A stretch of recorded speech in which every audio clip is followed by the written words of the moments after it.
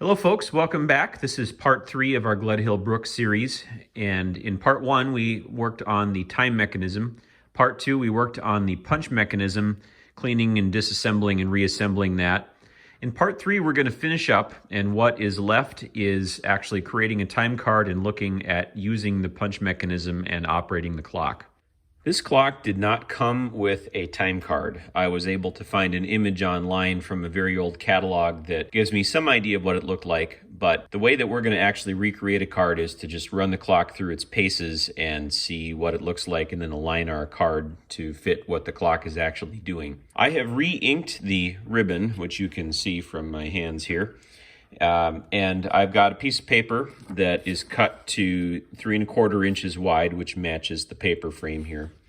And I'm going to just stick it in and punch it, and we'll see what happens.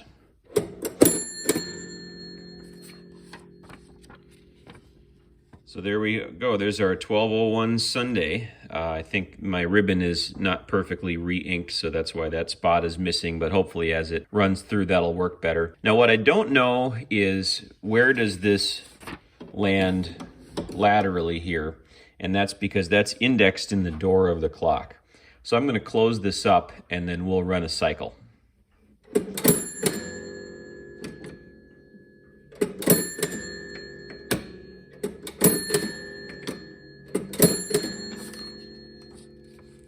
There we go, there's our 4 entries.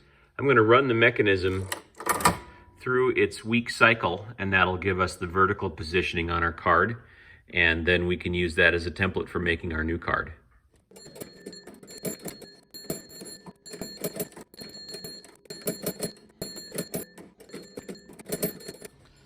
And there we go, we can make our template off of this. Just to note, this misalignment at the bottom is because my paper isn't thick enough to stand in, and so as the mechanism was moving it up, it pulled the paper off the bottom foot. But this is still going to be good enough, and we can go make a card based on this template. After a bit of time in my graphics design software, this is what I came up with. This is based on a catalog image that I was able to find online, and did a couple iterations on this to get it sort of close.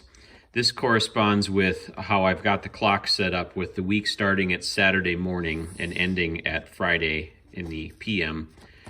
So let's throw it in and see what happens. This clock punches right side up, but the card needs to be inserted facing the back of the clock.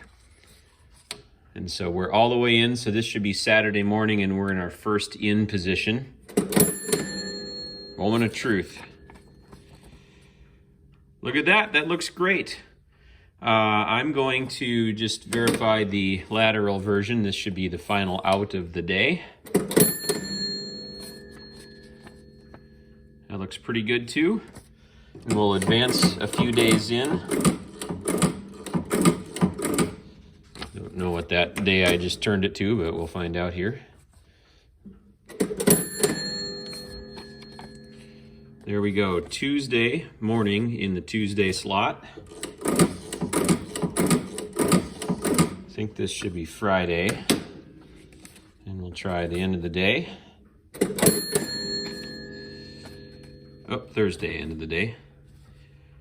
All right, so there is our time card. I'm gonna go make up a few of these in some cardstock, which will fit better in the clock, but that is the basic function of the clock. Welcome to the Minnesota Clocks and Watches basement living room, where the Minnesota Clocks and Watches Maine Coon is helping us out here finish up this project. Hi, buddy. And we have our Gledhill Brook ready to go in the place that it's going to live at least for a while. I made up the cards in cardstock form. This is a PDF that I'd be willing to potentially share if somebody needs one. I made these in the original form, including the pounds, shillings, and pence, as this is a clock made in England. It would be possible to adapt this to dollars and cents for use in America, but I thought it was kind of fun to stick with the original currency. And so we'll just give this a try. Here is a cut version of our card, and this is in cardstock form, so it would be roughly approximately what they were created in. So I'm going to set this to in while Hugo does his work there. And we got about 10:38. And there we go, Thursday AM, 10:38. So we're gonna call this guy done. Thank you for following along through this project.